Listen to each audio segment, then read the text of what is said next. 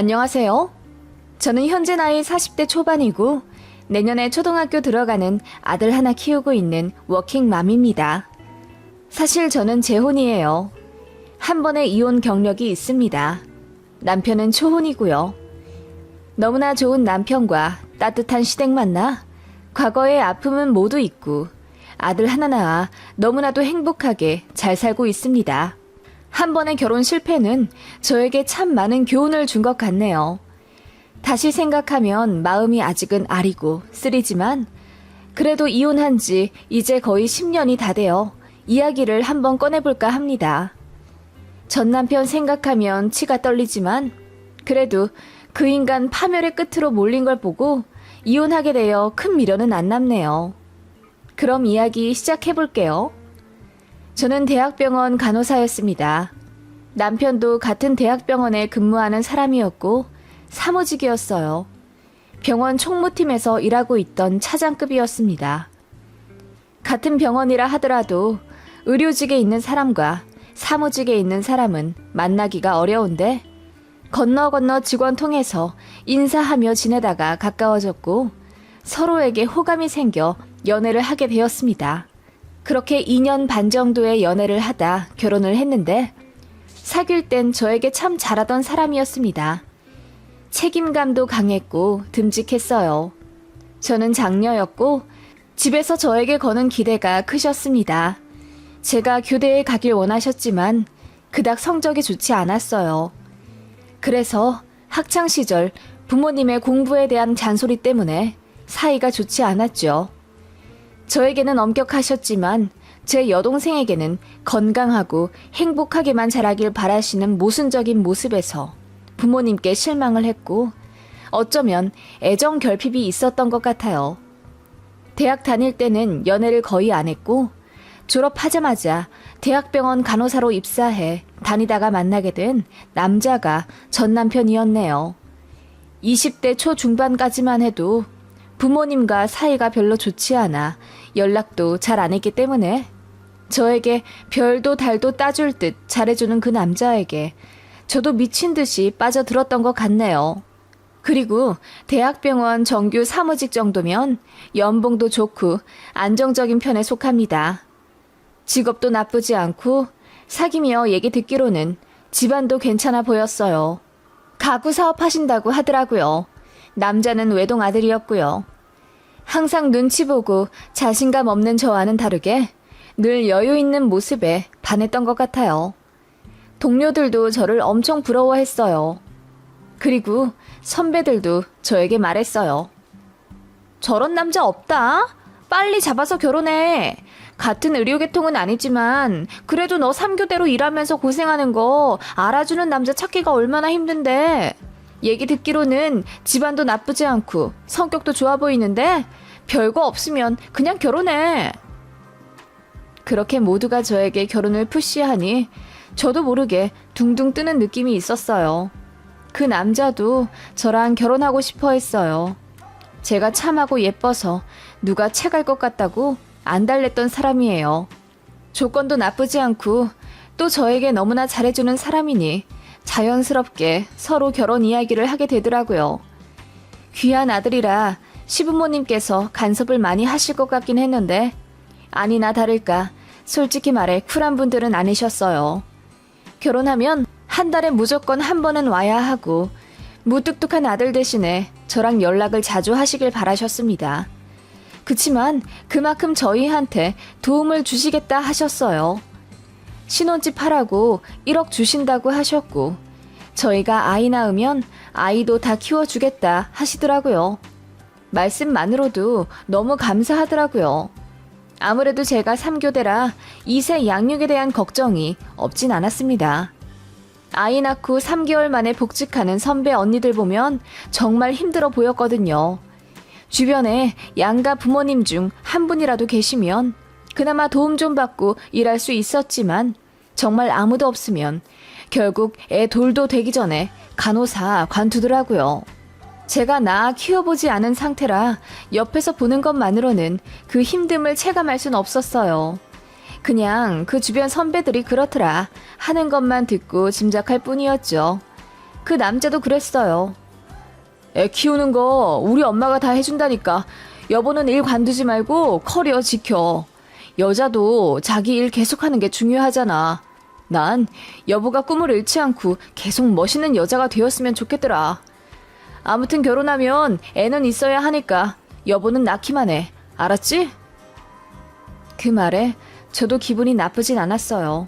저도 일은 계속하고 싶었으니까요. 그렇게 결혼 준비는 어렵지 않게 했어요.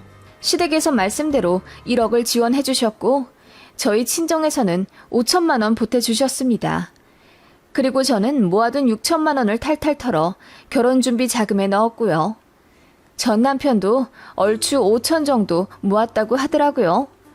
이 정도면 서울 인접한 경기도 아파트 20평대 정도는 매매할 수 있겠다 싶어 1억 5천 정도 더 대출해 집을 샀습니다. 공동 명의로 진행했고 남편이 계약금이며 잔금 다 넣었어요. 그리고 결혼식도 무사히 잘 치렀고요. 문제는 신혼여행 다녀오고 난 직후부터였습니다. 여행 다녀와 짐 정리하고 집안 살림 치우다 보니 웬 은행 서류 하나를 발견하게 되었어요. 이게 무언가 하고 열어봤더니 남편의 마이너스 통장 잔고 확인서 같은 것이었죠. 그런데 보니까 마통이 2개였고 하나는 4,200만 원, 다른 하나는 1,700만 원 대출이 되어 있더라고요. 네, 남편 앞으로 빚이 6천만 원 정도 있었던 겁니다. 보금자리 대출이 아니라 남편 개인 마이너스 통장 빚이요. 그때 남편은 약속 있다고 나가 있던 상태라 제가 전화를 받아서 이게 뭐냐고 따졌습니다. 그랬더니 당황해하면서 집에 가서 얘기할게. 괜히 오해하지 말고 진정해. 알겠지? 라고 하더군요. 그렇게 집에 오자마자 남편은 갑자기 무릎을 꿇으며 손발을 싹싹 빌더군요. 미안. 사실 빚이 좀 있었어. 그리고 모아둔 돈도 없었고 여보가 6천만 원 모아뒀다길래 나도 5천 정도는 모아놨다고 해야 장인어른 장모님한테 면이 설 것 같아서 나도 모르게 거짓말했어. 미안해. 그 말에 저는 하늘이 노랗게 되는 것 같더라고요. 어떻게 결혼 시작부터 거짓말을 할 수가 있나 싶어서 절망스럽기까지 했습니다. 뭐라고? 그게 할 소리야? 아니 시댁에서도 1억을 대주셨는데 뭐하러 5천 모았다고 거짓말을 해? 그럼 마통에서 돈 끌어다가 모아둔 돈 있는 척 한 거야? 언제까지 날 속이려고 했어? 미안해. 결혼하고 1년 내에 얘기하려고 했어. 정말 미안해. 그렇게 남편은 눈물 콧물을 짜내며 미안하다고 하더라고요. 행복하고 달콤한 결혼 직후 이런 일을 겪게 되니 너무 막막하더라고요. 남들은 전부 제가 꿈결 같은 시간을 보낼 거라 생각할 텐데 저는 남편의 거짓말을 맞닥뜨리게 되어 어찌나 우울하던지요. 그렇게 저도 펑펑 울었죠. 친정에는 차마 알리지 못하겠더라고요. 그나마 결혼이라도 잘한 거라 생각할 부모님께 실망을 드리고 싶지 않았던 것 같아요. 그래서 눈 딱 감고 봐주기로 했습니다. 대신 3년 안에 마통 모두 상환하기로 약속했어요. 남편은 담배를 끊고 개인적인 약속도 거의 취소하며 돈을 아끼겠다고 했고 틈나는 대로 배달이든 대리운전이든 알바를 하겠다고 했어요. 처음 1~2달 정도는 성실하게 사는 듯 하더라고요. 그런데 3달 정도 넘어가니 끊었던 담배를 다시 피우더라고요. 알바도 안 나가기 시작했고요. 그런 모습에 저도 남편에게 실망해 싸우게 됐습니다. 저도 감정이 좋지 않아 집을 나가기도 했어요. 그러자 남편이 그 사실을 본인 엄마에게 말했어요. 그런데 왜 싸웠는지는 이야기를 안 했더라고요. 한마디로 본인 잘못만 쏙 빼놓고 저만 싸움하다 집 나간 여편네처럼 시댁에 말을 전한 겁니다. 시어머니가 한 걸음에 저희 집에 달려와 부부가 싸울 수는 있지만 집을 나가선 안 된다며 저를 나무라셨어요. 그렇게 되니 저도 화가 나 왜 집을 나가게 되었는지 자초지종을 다 얘기해드렸죠. 당연히 시부모님이 길길이 날뛰며 본인 아들을 혼내실 거라 생각했습니다. 그런데 제가 얘기를 다 끝냈는데도 시어머니가 별 말씀 없으시는 거예요. 침묵을 깨고 하신 첫 말씀은 남자가 자존심 때문에 거짓말 좀 할 수 있지. 였습니다. 그걸 가지고 그렇게 들들 볶아서 우리 아들을 밖으로 내모라 돈 더 벌어오라 시켰니? 그럴 때일수록 아내인 네가 더 현명하게 생각해서 남편 잘못을 감싸 안아줘야지. 그래야지 우리 아들이 진심으로 반성을 해서 다시는 안 그러지. 지금 네 행동은 정만 떨어뜨리게 하는 거야. 알겠니? 라고 하시더군요. 시부모님도 알고 계셨던 겁니다. 아들이 돈 한 푼 못 모았지만 그래도 남들 눈에 그 나이에 돈 5천도 없는 남자라 무능력하게 보일까봐 거짓말 한 것을요. 너무 황당했고 화가 났습니다. 잘못한 남편은 두둔하고 저에게 현명하게 대처하지 못한다고 나무라는 게 말이 되는 소리인가요? 시부모님은 아들 대신 부모가 1억 해주지 않았냐. 어차피 결과적으로 보면 똑같이 반반한 거라며 이걸로 화내면 제가 속물인 거라고 하더라고요. 너무 화가 나서 미칠 지경이라 그때 처음으로 이혼 이야기를 꺼냈어요. 시부모님은 제가 고분고분 순한 성격인 줄 아셨기 때문에 그런 일이 있더라도 제가 이해하고 넘어가 줄 아셨나 봅니다. 그런데 제가 이혼하겠다고 서류까지 만들어 내미니 아들 결혼시키자마자 이혼시키긴 두려우신 건지 한 번만 봐달라 사정하시더군요. 그리고 남편의 마통을 대신 갚아주겠다 하셨습니다. 한 달에 100만 원씩 보내주신다고 했어요. 그래서 일단은 그렇게 마무리되었고요. 한 번만 더 거짓말한 게 들통나면 그때는 정말 뒤도 안 돌아보고 이혼할 거라고 했어요. 지금의 제가 그때로 돌아간다면 당연히 바로 이혼이지만 그때는 많이 고민한 건 사실이었어요. 결혼한 지 반년도 되지 않아 이혼한다는 게 사실 쉽지 않은 결정이기도 했고요. 아무튼 그렇게 큰일 하나 넘어가니 뭔가 전처럼 행복하고 달콤한 신혼이란 생각은 안 들더군요. 그리고 긴 고민 끝에 1년 정도 후에 친정에 이 사실을 알렸습니다. 사실 친정 부모님은 제 편 안 들어주실 줄 알았어요. 항상 저한테 혼내고 화만 내셨던 부모님이라 이번 일 역시 제대로 알아보지 못하고 결혼한 제 탓을 할 거라는 생각이 있었거든요. 그런데 생각 외로 엄마 아빠가 불같이 화내며 이건 사기 결혼이라고 제 남편 불러 호되게 꾸짖으시더라고요. 남편은 처갓집에 불려가 그렇게 무릎 꿇고 혼냈고 다신 아내에게 거짓말하지 않기로 약속했습니다. 그걸로도 안심을 못하셨는지 친정 부모님께서 저희 집 근처로 이사를 오셨어요. 원래 2시간 거리 지방에 사셨는데 그 집 전세로 내놓고 저희 집이랑 차로 30분 정도 거리에 있는 수도권으로 전세 얻어 이사 오셨습니다. 그리고 무슨 일이 있으면 무조건 친정으로 오라고 하셨어요. 제가 그때 집 나가서 모텔 전전했다는 거 아시고는 마음이 너무 아프셨대요. 그래서 남편이 혹시 잘못하면 가까운 친정에 이르고 또 답답해 집 나가고 싶으면 친정으로 들어오라 하셨습니다. 그날 무뚝뚝하게 알겠다고 대답했지만 집에 오는 내내 펑펑 울었습니다. 친정 부모님이 저를 이렇게까지 생각하실 거라고 믿지 못했거든요.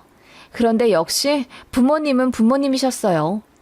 저를 누구보다 아끼고 사랑하신다는 걸 저는 바보같이 30살 코앞에 두고 알게 되었습니다. 아무튼 그렇게 친정과 가까이 살게 되었고 엄마랑도 어느새 앙금이 풀려 2, 3일에 한 번씩 전화하는 사이가 되었습니다. 행복했어요. 남편에 대한 믿음이 회복되기까지 많이 힘들 거라고 생각했는데 친정이 있어 든든함을 느꼈습니다. 그런데 제 남편은 저와 아예 다른 생각을 하고 있었더라고요. 일단 제 친정 부모님께 불려가 무릎 꿇고 혼났다는 것에 큰 수치심을 느낀 것 같았어요. 그걸 시댁에 이야기했나 보더라고요. 시부모님이 이혼 거론 사건 이후 저에게 뭐라 큰 소리는 못 내셨지만 너무하다는 식으로 하소연하셨습니다. 아무리 사돈댁에서 화가 나셨다고 해도 그렇게 우리 앞에서도 무릎 꿇고 혼나본 적 없는 우리 아들을 불러서 그렇게 혼을 내신다니? 혼날 일이 있으면 혼나야죠. 어머님도 저를 딸처럼 생각하신다고 하지 않으셨어요? 우리 친정 부모님도 마찬가지예요. 사위를 아들처럼 생각하시나 보죠. 제가 그렇게 이야기하니 시어머니가 표정이 싹 굳어서는 아무 말씀 못 하시더군요. 그리고 제 남편도 제 눈치 보며 살긴 했지만 그날 이후 친정 가는 걸 너무 꺼려 하더라고요. 또 혼날까봐 무서워서라고는 말했지만 사실 다른 속내였다는 걸 후에 알게 되었죠. 그렇게 8개월 정도 지냈습니다.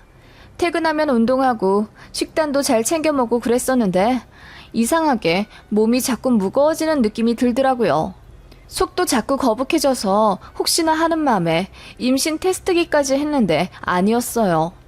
그래서 혹시 몰라 건강검진을 받았는데 간 수치가 엄청 올랐더라고요. 그리고 엎친 데 덮친 격으로 제가 그때 횡단보도에서 접촉사고를 당했거든요. 무릎이 갈려서 수술까지 했어요. 그래서 몸이 너무 안 좋아 출근을 자주 못하게 되었고 결국 장기 휴직을 신청했어요. 1년 정도만 쉬려고 했습니다. 당연히 무급이었죠. 제가 휴직 냈다고 하자 남편도 처음엔 잘했다고 하더라고요. 저도 간만에 집에서 쉬면서 재활 치료받고 한 번도 못 해본 전업주부의 길로 들어서게 되었습니다. 남편 퇴근하면 바로 저녁 먹을 수 있게 식사도 살뜰히 준비했고 무릎이 아팠지만 집안 청소도 깔끔히 했어요. 아이가 없어서 그런지 집안일을 열심히 해도 시간이 남더라고요. 그래서 도서관에 가서 하루에 2-3시간 정도 책 보는 시간도 가졌습니다. 그런 제 모습에 남편은 뭔가 점점 불만을 가지는 것 같았어요. 그리고 카드를 다시 만든다는 핑계로 생활비 카드를 가져가더니 돌려주지 않았습니다. 필요한 게 있으면 본인한테 말하라고 하더군요. 그리고 저녁 장 보는 걸 본인이 시키더군요. 그런데 너무나 모자라게 시키는 바람에 제가 점심에 먹을 게 없었어요. 그래서 카드를 다시 달라고 하니까 이 핑계 저 핑계 대며 카드를 주지 않았어요. 그리고 반찬 투정을 하기 시작하더라고요. 반찬이 어제랑 똑같은 게 있네? 오늘도 멸치볶음이 올라와 있으면 어떻게 해? 어제랑 다른 메뉴로 올려야지. 아니, 찌개에 반찬 5개 했는데 왜 그래? 나머지 4개는 다 이번 저녁에 새로 만든 거고 멸치볶음 하나 중복으로 올라간 건데 뭘. 그래도 넌 전업주부잖아. 반찬을 매일 다르게 해야지. 그리고 화장실 청소 오늘은 안 했나 보네? 화장실 청소? 일주일에 한 번씩 하면 되는 거 아니야? 그리고 꼭 물 청소 안 하더라도 매일 닦고 치워.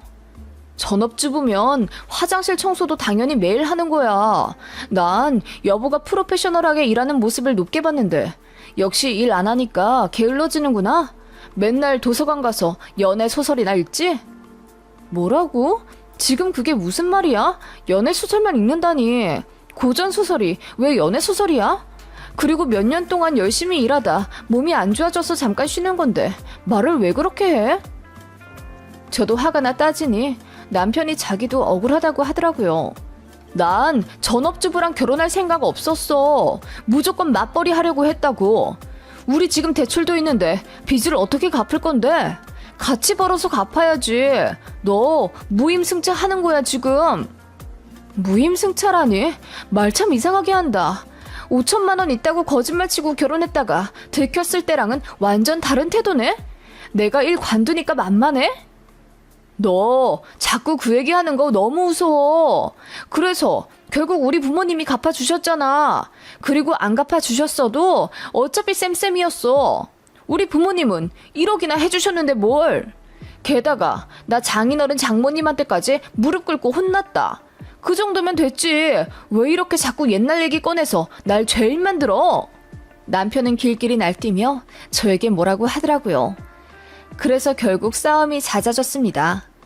1년만 쉬기로 했는데 남편은 그냥 반년 정도만 쉬다가 다시 복직하라고 난리를 치더라고요. 그리고 시댁에서도 남편의 빚을 대신 갚아주기로 했던 약속을 안 지키셨어요. 월 100만 원씩 보낸다더니 제가 일 관두자마자 안 보내셨습니다. 자꾸 돈 보내주면 제가 더 일 안 할 거라 하시면서요. 정말 서럽더군요.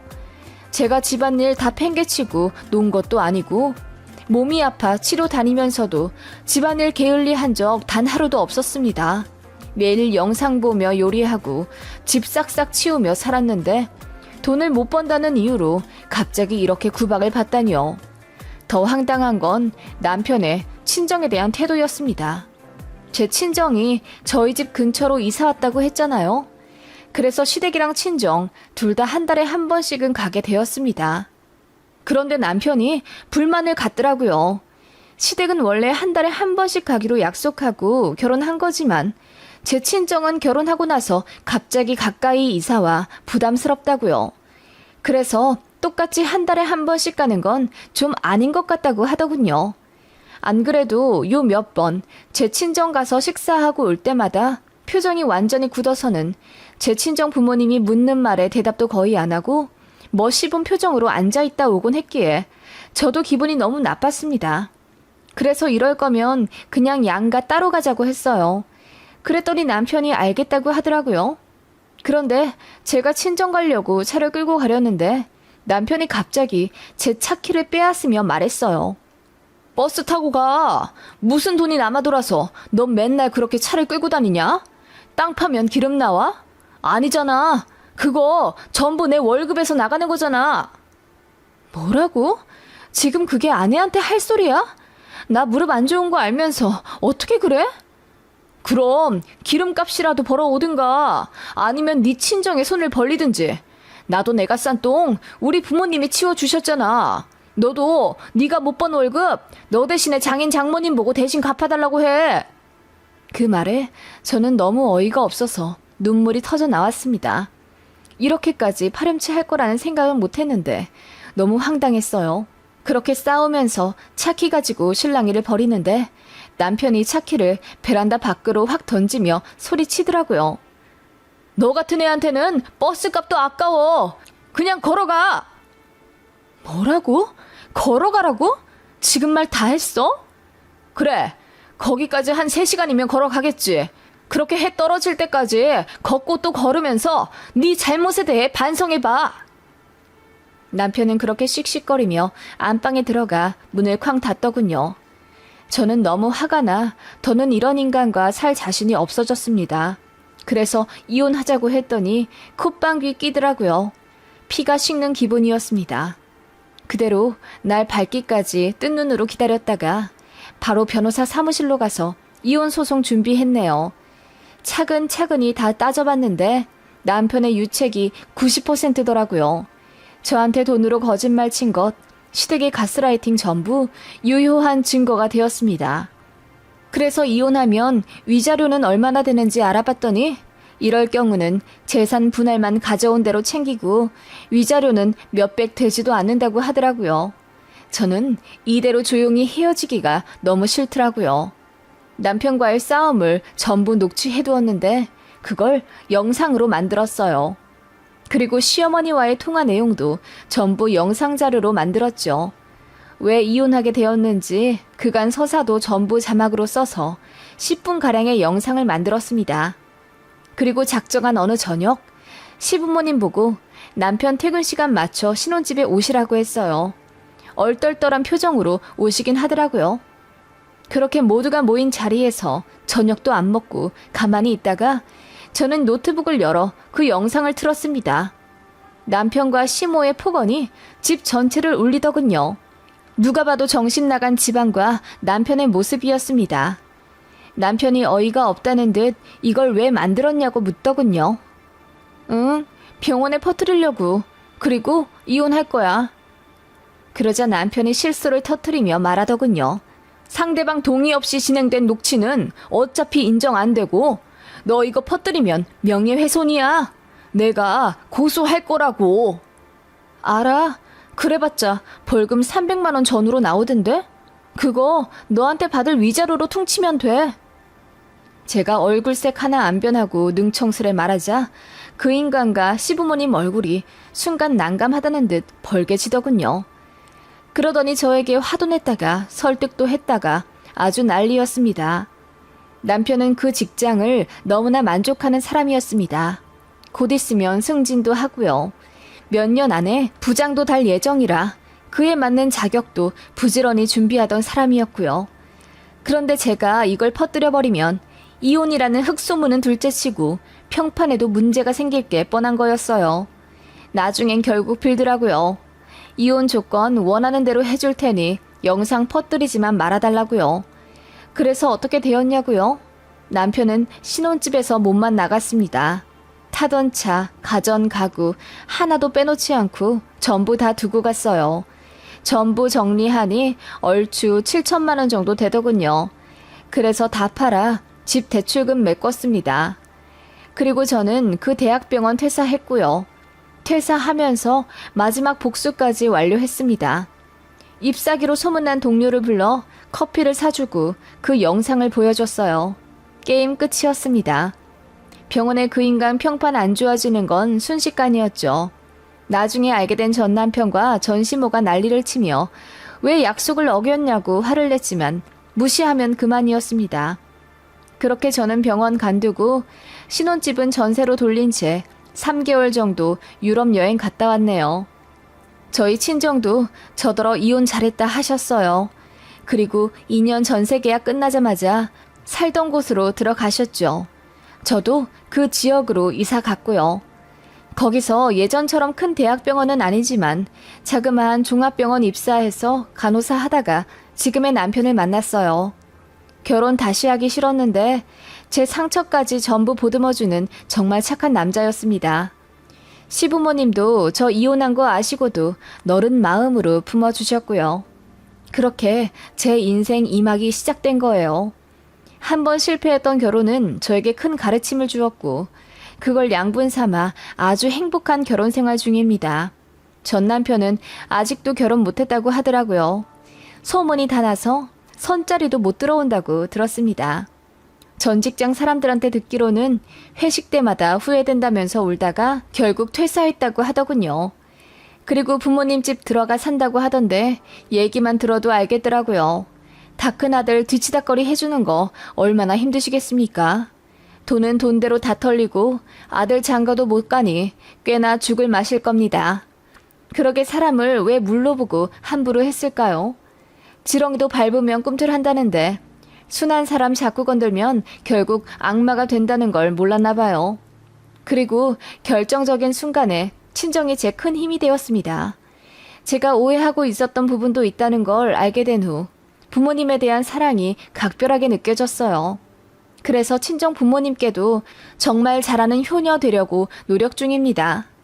그 인간은 저에게 이혼이라는 흠을 남겨주었지만 결과적으로 저는 부모님과 화해했고 더 좋은 가정 만들 수 있는 기회를 얻게 되어 얼마나 다행인지 몰라요. 그리고 전 남편과 살던 제 명의집은 그 이후로 집값이 어마어마하게 올라 거의 10억 가까이 되었답니다. 인생사 참 모를 일이죠.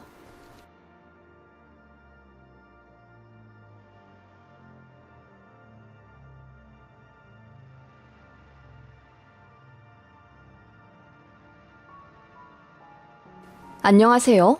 반년 전 파혼한 30대 초반 스튜어디스입니다. 파혼도 이별이긴 하지만 왠지 그냥 연인의 헤어짐과는 다른 느낌이라 후유증이 참 오래 가는 것 같아요. 그래도 그지 같은 집안과 엮여 불행하게 살지 않게 되어 얼마나 다행인지 몰라요. 이혼하게 된 계기는 예비 신호의 행동이지만 어떻게 보면 남친 때문이기도 해요. 결국 똑같은 남매라 저도 정이 떨어졌거든요. 전 남친과 저는 아는 사람 소개로 만나 2년 정도 연애한 사이였습니다. 남친은 은행원이었고 저보다 나이가 5살 많아서 빨리 결혼하고 싶어 했습니다. 저희 집이나 남친 집이나 비슷비슷했고 어찌 보면 평범했어요. 양가 부모님들 건강하게 두 분 잘 지내시고 저는 위로 오빠 1명, 남친은 위로 누나가 1명 있었습니다. 두 집안 다 경기도에서 살고 계시고 자식들만 따로 서울에서 독립해 살고 있는 상태였어요. 저도 스튜어디스라 연봉 나쁘지 않고 남친도 1금융권 은행 다니는 사람이라 직업 좋고 학벌 좋았습니다. 이래저래 서로에게 찰떡 같은 인연이라 생각했고 그래서 더 끌렸던 것 같아요. 그렇게 자연스럽게 결혼까지 이야기가 나온 거죠. 양가에서 5천만 원씩 도움 주시기로 했고 남친이 가전 가구까지 해오기로 했어요. 그리고 결혼 준비 비용과 신혼여행 비용은 둘이 반반하기로 했고요. 그렇게 정하기까지 서로 의견 충돌도 거의 없었습니다. 싸우지도 않고 행복하게 준비하고 있었어요.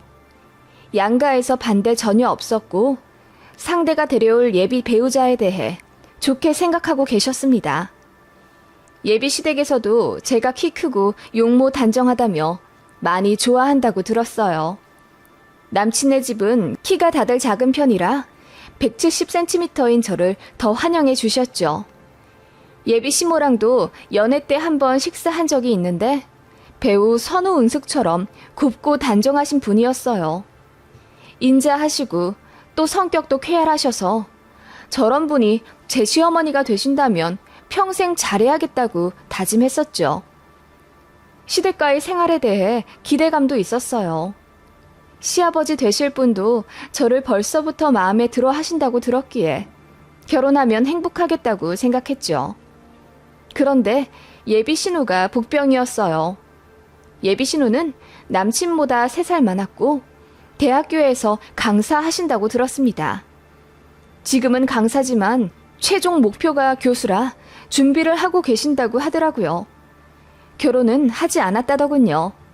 남친 말로는 파혼만 3번 했다고 하던데 그래서 그런지 이제 결혼의 뜻이 아예 없는 것 같아 보였습니다.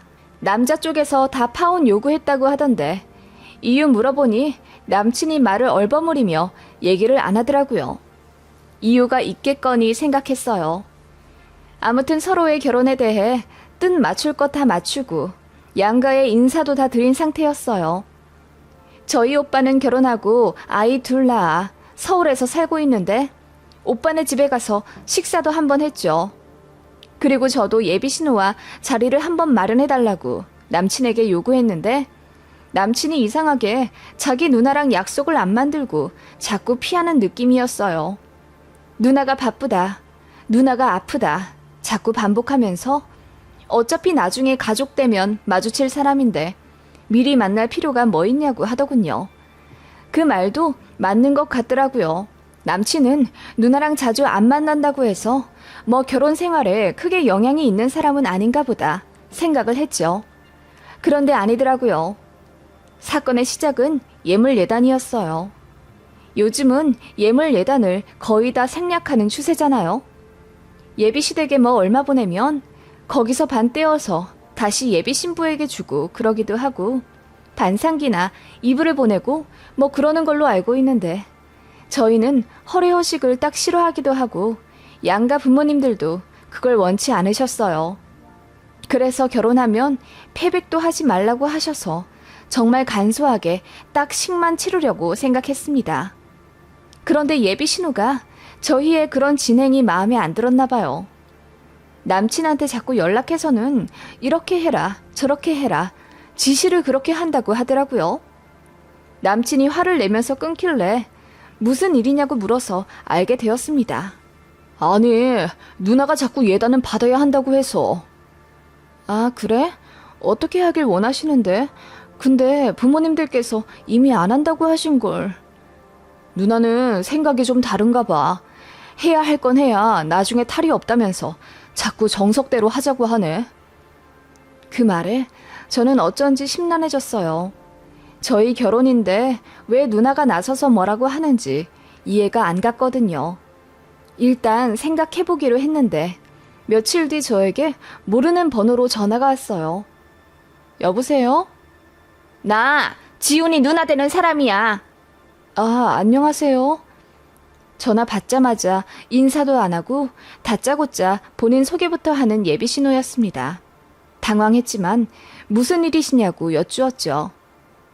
듣다 보니 내가 우라통이 터져서 아무리 요즘 결혼이 맥락 없다고 하지만 어떻게 예물예단을 생략해? 우리 엄마가 물러 터진 건 알았지만 너희 엄마도 그러시면 안 되지. 결혼은 남녀 둘이 하는 게 아니야. 가문과 가문이 만나는 거지. 예비 신우는 제 인사에 대꾸도 없이 그렇게 본인 할 말만 따발총처럼 늘어놓더라고요. 제가 당황해서 아무 말 못하자 예비 신우는 저더러 제대로 알아들었으면 지금부터라도 예물 예단 똑바로 알아보고 정한 다음에 본인한테 확인 전화하라면서 끊더라고요. 그렇게 전화는 끊어졌고 저는 너무 어이없는 상태로 한 5분 정도 얼어 있었네요. 사태 파악이 되자 화가 미친 듯이 올라왔고 바로 예비신랑한테 전화 걸어 자초지종을 알렸어요. 당연히 불같이 화를 내며 저를 감싸줄 거라 생각했는데 예비신랑의 반응은 생각과 달랐어요. 그래? 누나가 또 그렇게 얘기했어? 내가 누나 그 화법 때문에 자기랑 만나지 않게 하려고 했던 거야. 우리 누나가 말투가 좀 직설적이거든. 상처받았지? 미안. 이라고 하더군요. 미안하다고 하긴 하는데 그 포인트가 묘했어요. 저는 예비신호의 무례함 때문에 화가 난 건데 예비신랑은 본인 누나 말투가 세다는 것만 강조하며 사과하더라고요. 아니, 아직 결혼하지도 않았는데 예비올케의 엄마를 너희 엄마라고 지칭하는 건 또 무슨 예의야? 그리고 인사도 안 하고 다짜고짜 할 말부터 소리치듯 하는데 내가 얼마나 당황했는데. 그건 그렇고 왜 누나가 우리 결혼에 이렇게 총대 메고 간섭하시는지 난 이해가 안 가. 결혼하는 건 우리고 또 간섭하실 거면 양가 부모님들이 하셔야지. 제 말에 예비신랑이 고개를 끄덕이더니 그것도 맞는 말이라고 하더군요. 사실 누나가 전부터 저희 결혼에 감나라 배나라 했었지만 본인이 중간 역할 잘 해야 한다고 생각해서 다 차단한 거였다네요. 어느 정도는 본인 누나의 말도 맞다고 생각했지만 저를 위해서 한 번도 이야기하지 않았다고 하더군요. 그러면서 계속 미안하다고 사과를 하는데 저는 그게 사과 같지가 않았어요. 일단 예비 신호 때문에 너무너무 불쾌했었거든요. 그런데 그 다음 날인가 모르는 번호로 전화가 왔어요. 그래서 여보세요 하고 받았는데 상대방이 소리를 벼락같이 치는 거예요. 너 내 번호 저장 안 했니? 내가 누군지도 모르고 전화 받은 거야? 그제서야 그 번호가 예비신호의 번호라는 것을 알게 되었습니다. 그래서 몰랐다고 하자 예비신호가 혀를 끌끌 차더군요. 하나를 보면 열을 안다고 하던데 이렇게 맹하게 굴어서 며느리 노릇 제대로 하겠어? 어떻게 됐어? 예물 예단 다 정했어? 저를 아랫사람 몰아붙이듯 하는 예비신호의 말에 저는 당황해 아무 말도 하지 못하다가 결국 입을 떼어 예비신랑과 얘기 중이라고 했죠. 그랬더니 또 화를 내더라고요. 아직도 못 정하면 어떡해. 예식장 정해지기 전에는 다 확실히 해둬야 할 것 아냐. 그럼 내가 정해줄게. 예물은 니들 알아서 사정껏 하고 예단은 1,000만 원 정도로 하자. 우리 집 이불은 필요 없으니까 반상기랑 은수저 해와.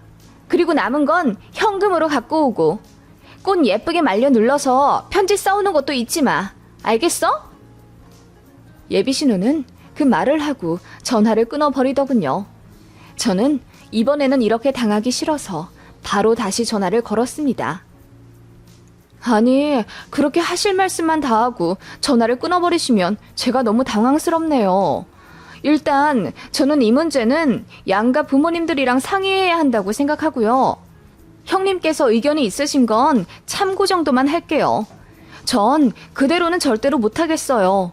그리고 이렇게 다짜고짜 저에게 이래라 저래라 하시면 저도 너무 불쾌하거든요. 저도 할 말은 하는 편이라 이번엔 참지 않고 해버렸습니다. 그랬더니 예비신우가 전화기 너머로 깔깔 웃더니 이러더군요. 우리 엄마가 순하고 물러 터져서 나까지 그럴 거라고 생각했나 보네? 집안에 악역 하나쯤은 있어야 잘 돌아간다는 거 몰라? 너 우리 집 만만하게 봤나 본데 절대 그렇게 안 되지. 요즘 며느리들 자기 입속만 챙기고 시댁 우습게 보면서 도리 제대로 안 한다고 하던데 너도 그렇게 하려고 시동 거나 보네? 내가 있는 한 절대로 그렇게는 안 되지. 그렇게 말씀하시면 저는 너무 억울하죠. 제가 이 결혼해서 무슨 입속을 챙겼다고 그러세요? 양가에서 5천만 원씩 받고 결혼이랑 신행 비용도 반반 각출해서 하는데요. 내가 얘기 못 들었는 줄 알아? 어떻게 그 얘기만 쏙 빼놓고 이야기하냐? 내 동생이 가전 가구 채우기로 했잖아. 그 돈만 거의 2,500만 원 된다고 하던데 그건 돈이 아니야? 남자 쪽 돈은 돈이 아니라 휴지 조각이니? 그제야 예비 신우가 화가 난 이유를 알았습니다. 남친이 가전 가구 채운다는 게 마음에 안 드는 것 같았어요. 그게 기분 나빠할 거리가 되나요? 저는 이해가 안 가더라고요. 예비 신랑은 저보다 나이가 5살이나 많은 데다 사회생활도 더 일찍 해서 저보다 돈도 많이 모았습니다. 그리고 결혼하자고 재촉한 건 예비 신랑이었고 저는 돈 좀 더 모은 다음에 하고 싶었어요. 그럼에도 불구하고 있는 돈 다 끌어와 진행하는 결혼이었고요. 그래서 그렇게 얘기를 했더니 예비 신우는 요즘같이 어려운 시기에 어떻게 남자가 더 해오는 거냐며 저더러 속물이라고 하더군요. 그러더니 이러는 거예요. 스튜어디스라 그런가? 역시 얼굴 믿고 이기적으로 행동한다. 내 동생도 어디 가서 꿀리지 않아. 너랑 헤어져도 만날 여자 줄 서 있다고. 그 말에 저는 너무 화가 났어요. 승무원이 뭐 어때서요? 지금 직업 비하하시는 거예요?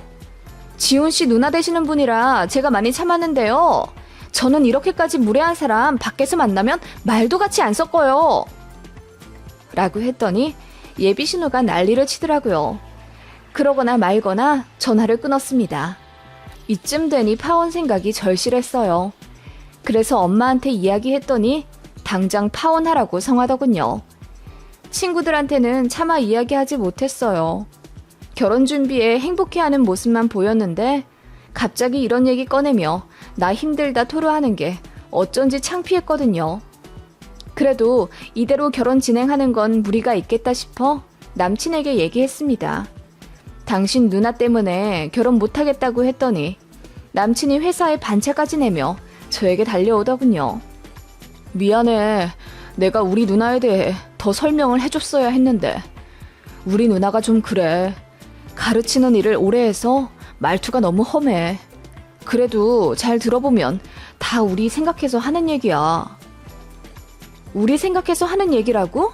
나더러 승무원이라 얼굴 믿고 이기적으로 행동한다는데 그것도 그럼 날 위해 한 얘기라고? 그러자 남친이 얼굴이 벌개지며 아무 말 못하더군요. 그게 아마 누나가 말 실수를 좀 한 것 같아. 미안해. 누나가 예물예단 제대로 하자는 이유는 널 위해서야. 그래야 네가 당당하니까 나중에 시댁에서 불합리한을 당해도 할 말 할 수 있다고 하더라. 근데 그 말도 맞는 것 같더라고. 그러더니 제 앞에서 무릎을 꿇으며 제발 이해 좀 해달라고 빌더라고요.